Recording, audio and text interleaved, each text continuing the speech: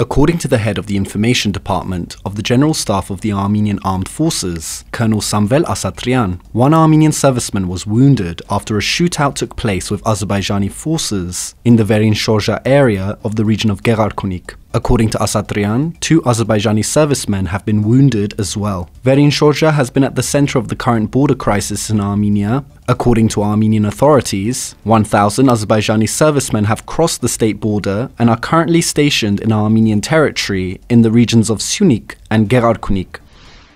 And the Armenian government has officially granted a tender to the UAE-based company Masdar to build a 200 megawatt solar power plant in Armenia. The plant will be located near the town of Tallinn. In 2019, an agreement was struck between the UAE's renewable energy giant Masdar and the Armenian National Interests Fund during a trip by Armenian President Armen Sargsyan to the UAE. The deal regarded the development of 400 megawatts of capacity, with the construction of a solar station with a capacity of 200 megawatts being the first step. Talks are currently underway with regards to the remaining 200 megawatts.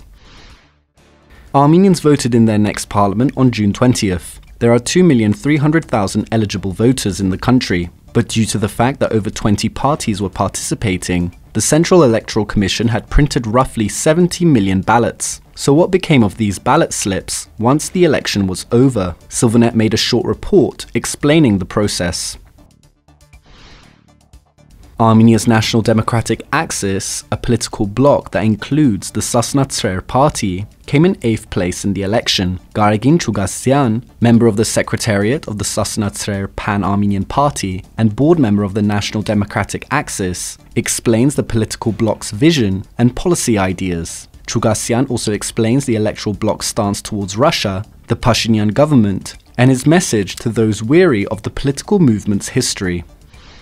Koryun Khachaturian, in a conversation with Lara Cholakyan, speaks about the relevance of his Armenian roots, legacies, and history in the development of his identity. He shares his thoughts about the role that family, culture, education, and the Armenian genocide have played in enriching his sense of self, in developing his drive to live and work in Armenia, and in cultivating his sense of purpose to be part of a collective, nation-building process. And finally, famous Armenian duduk master player Jivan Gasparyan has died. Known as the master of the duduk, Gasparyan was nominated for Grammy Awards for the Best Traditional World Music Album in 2006. His son wrote on Facebook that Gasparyan had passed away at the age of 92.